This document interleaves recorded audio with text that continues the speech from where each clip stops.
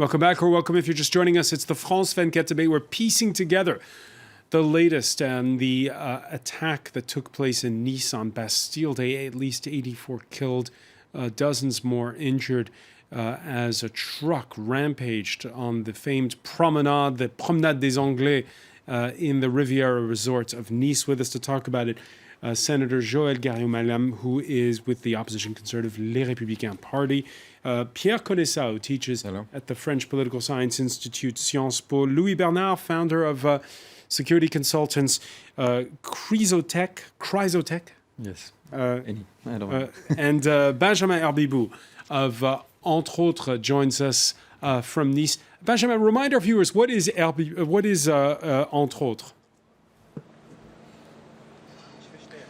Entre Autres is a French organization working on deradicalization. We're working with the government on two different fields. The first one is about following the individuals that are radicalized and following also their families, because it's really a social problem, because they suffer a lot. They don't understand how could it happen to their children. So we need to help them. We need to help their children, especially when they are young, to get out of it, because we have to save them from it. The second field is a field of preventing radicalization, which means that we need to understand what is the process that leads an individual to become radicalized, which means that we need to understand how can an ideology like jihadism can come in, especially in France, when we know the culture and the specific values of France. The third thing that I would add, we're working in a committee that is called TRAC, Terrorism and Radicalization Advisory Committee, in order to prevent radicalization and also to prevent the financial aspects of terrorism. All right, that's an important point. And of course, there's still questions unanswered when it came to the money issue of the truck rental in this particular case, for most notably. Now, 84 victims, among the victims, Muslims, natives of a city that has known successive waves of North African immigrants, and same as in other places in France, several strains of Islam. I've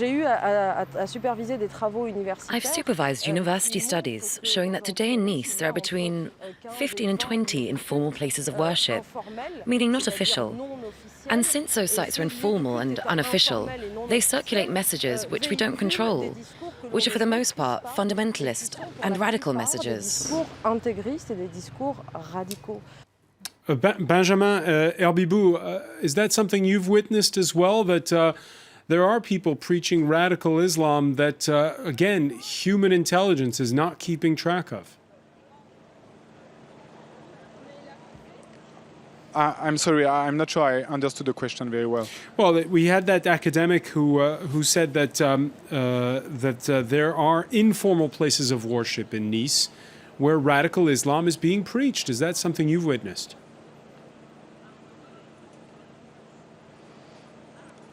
Not really. I would say that in our work, what we saw is that the way of getting radicalized is when you were raised in several ideological discourses, which gets you breaks from the French society, and that's when this point is achieved, that the jihadist ideology can be operating in a brain. Pierre Conessa, the radicalization was quick in this particular instance, but is there a case as well of an intelligence failure when it comes to monitoring groups that are radical in France? Well, you know, the process of radicalization, just to pay attention that the fact is the precise definition of radicalization is the ideology and the process to justify violence. It's not fundamentalism. Well, the question is why this case of psychological profile could find in Salafism a kind of utopia which make him a hero. That's the question. Why this offer is so convincing? That's the question. It's a bit like the case in Orlando. In a lot of in what exactly? In Orlando. Yeah, exactly. But I would like you to pay attention to the fact that we use the term of jihadism, which is a nonsense. It's exactly the same word that the jihadists used against people in the Western country, using the terms of crusaders. The crusade was an imperialist offensive on Middle East, and jihad is when we talk about jihad, we talk just of the form of violence, and we don't have to use just that term. The term is the Salafism. The Salafism is this ideology, which a friend of mine, a theological expert on Islam, defined for me like the most sexist, racist, anti-Semitic, homophobic, and misogynic interpretation of Islam. When you have exactly the definition like that, you understand that Salafism is the new totalitarian religious ideology. The problem for us is, because we say that religion, we don't want to be involved in the repressive policy regarding this practice of Islam. But we need it. If we don't qualify precisely the enemy, we use some generic terms like radical Islam, radical Muslim, which is nonsense. We don't have to use jihadism, we have to use Salafism, and you know the difference between the quietist and peaceful Salafist and the radical Salafist is a very thin paper of tobacco. You can't say, for example, that exactly the same question that if you ask, was Hitler really anti-Semitic before he rules the country? I mean, we have this ideology, which is a political ideology contesting republic. So we have to use the good terms, and we have to use the good policy. Okay, so to get back to what that academic said, what do you do in places like Nice, where it seems as though there are people who are not going to the mosque and getting radicalized elsewhere? Yes, you can. We know precisely some place in which you have some Salafist imam. You have some neighborhood in which to have, for example, clandestine schoolship. For example, we don't have to support that. We have to be really strict on what is not a religion. It's a political, ideological situation and the practice of anti-republican movement. So we can use a lot of measures today. We are not, for example, we have in France some imams. And how do you draw the line so that you're not constraining religious freedom? It's a lot of some measures. For example, today in France we have some imams we are still paid by Saudi Arabia. It's not possible. I don't understand why. We have, for example, to implement a law to control foreign subsidies to associations. They have done it in Israel, you understand? Mm-hmm. And we have to do it, for example, for some mosque, for some Muslim association. And that's some practice. We have some measures to take. Senator, is that one law that's not on the books that needs to be? Oh, there are so many of them which are not on the books yet. But yes, we need to close these Salafist mosques. We need to have imams who preach values, who speak in French, so we can understand and monitor what they're saying and take measures if they don't speak French and if they don't speak in the way they should be preaching Islam. So that's extremely important. But we also have to work on these issues. I mean, because I'm not sure this guy who committed the Nice attack would have even known what Salafism was. I'm sure he wasn't well educated enough to be able to make the differences between the various strands of Islam religion. So we have to work in prevention. And once more, this human neighborhood intelligence is very important. We need to devote many more efforts to that. We need to check the internet content. We need to try to eradicate radical violence. I mean, in a way, I'm thinking of a political scientist, a French political scientist, who spoke, and I think it applies to that case, about radicalization, Islamization of violence. And I think that's what it is. I think at the basis, this guy was a violent person, and the Islam, Salafism or whatever, gave him the way his outlet. to get, yes, it was an outlet, it was a way to pretend and to reach some stardom, as many people try to get. Just a remark. You know, the political debate today is very low-level debate because we had more than 250 dead in 18 months in France, which means that we are in the 4th or 5th waves of terrorist attack. And we still discuss about the measure of security in France. No, the good question is, why are we the main goal of Salafists today? And the question is, we are not just struck by terrorist attack because what we are, but because what we do. And we are in Syria fighting against Daesh, and the local countries, the regional countries are not, which means that they are fighting against Shias in Yemen, and they are just Western armies fighting against Daesh. That's not possible. We are struck by terrorist attack, and the Bataclan's terrorists were explaining that you bomb on your country so we can kill people on your country. Louis Bernard, President Hollande promised more bombing raids over Syria and Iraq. Well, in the long term, it's a very good idea to go and try and eradicate Daesh from parts of Syria and Iraq, which now it occupies. And basically, we should start with the big cities, the strongholds such as Raqqa and Mosul, because that's how you win a war. The Islamic State, of course, has gained power because he has gained resources and grounds and cities, and imposing the worst Sharia law possible. But France is a little bit on the forefront of this war against the Islamic State, and it has to be a global effort. And on the ground, we really don't see that coming. Is this going to automatically stop the attacks on France?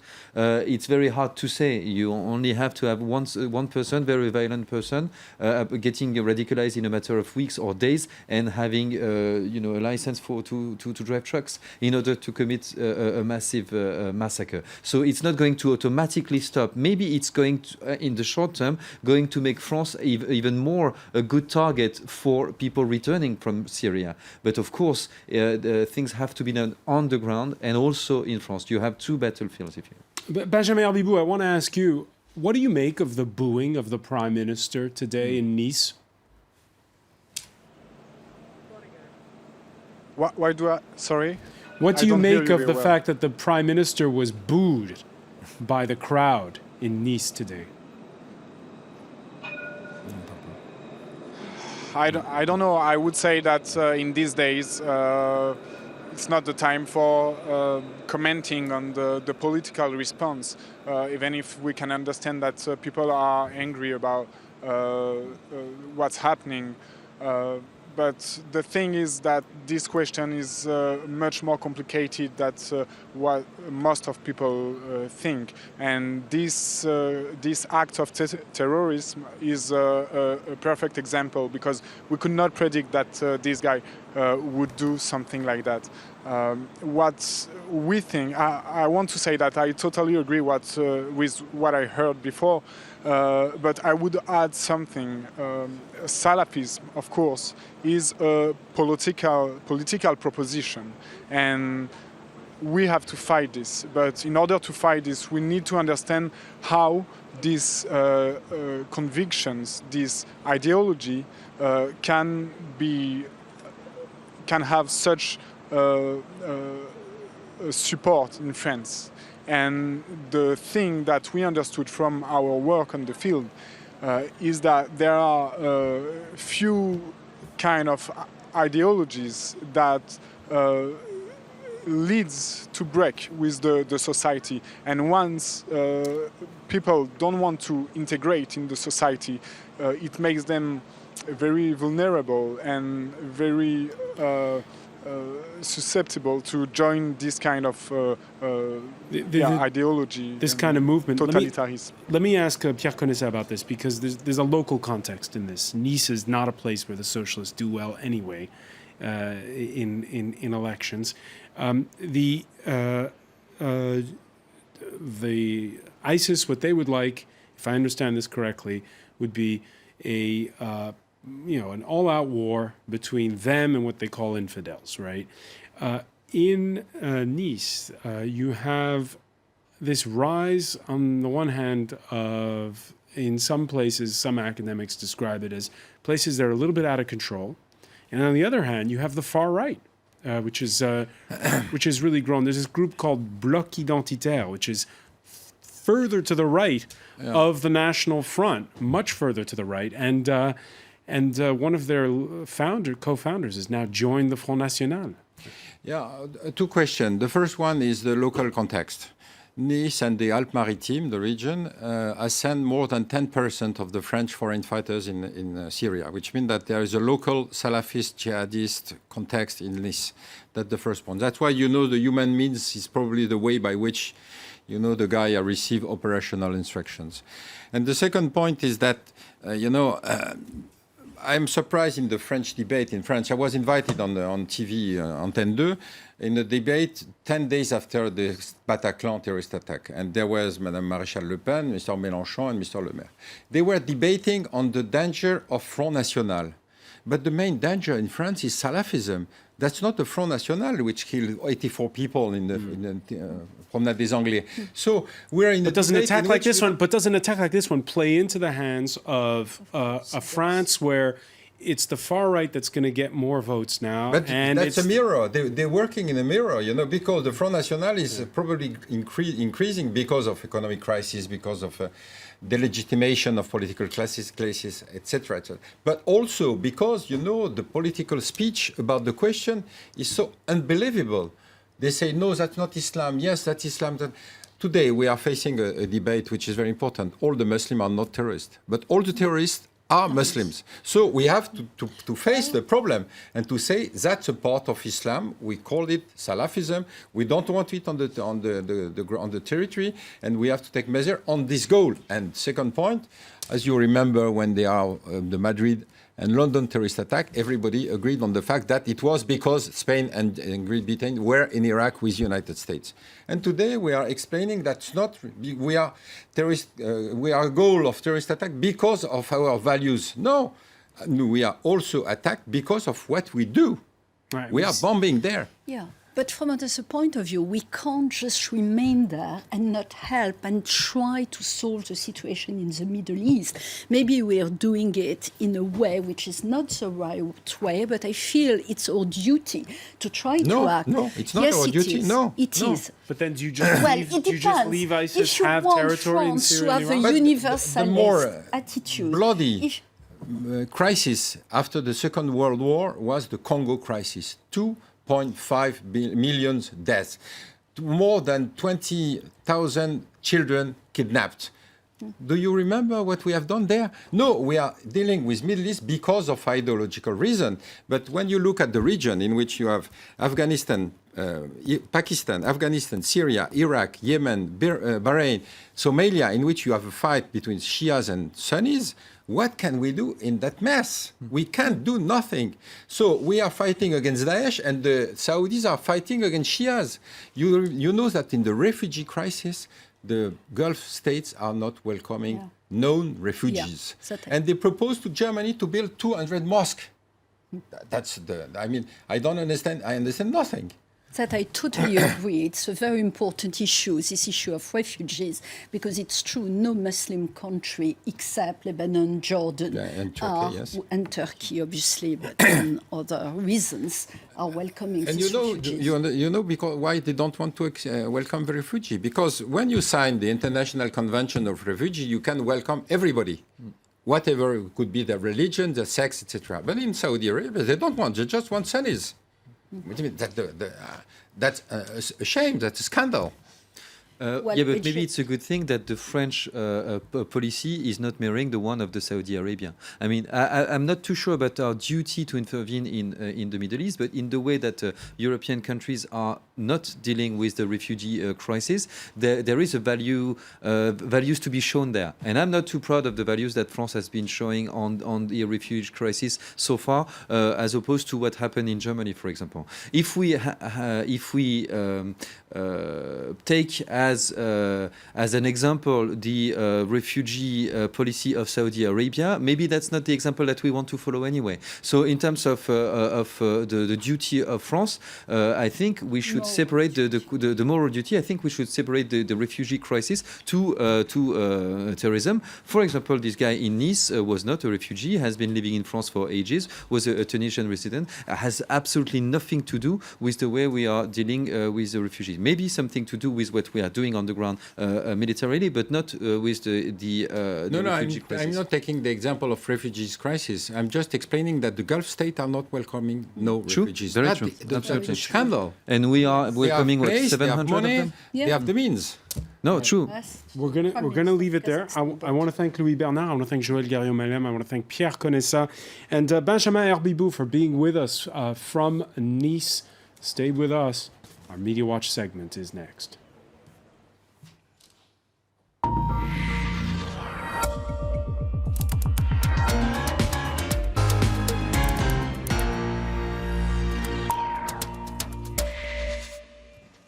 And we say hello to James Creedon.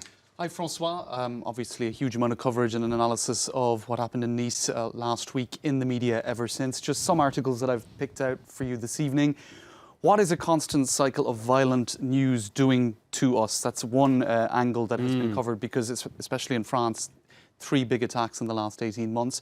And in fact, some studies have been done showing that people have symptoms similar to post-traumatic stress disorder, especially because of the omnipresence of news coverage with the use of social media, etc. People are really exposed to a massive amount of multimedia extracts, analysis of these events. So actually, one piece of advice that Katie Rogers has picked out in the New York Times is that people should designate time to expose themselves to news coverage, to have a look at Twitter, to have a look at social media, and time when you just plug out and you don't constantly expose yourself to a barrage of information about bad news. So that's just one stepping back. Louis Bernard, is that something, because your job is security and risk consulting, is that something you have to do to yourself to wean yourself off the news cycle sometimes?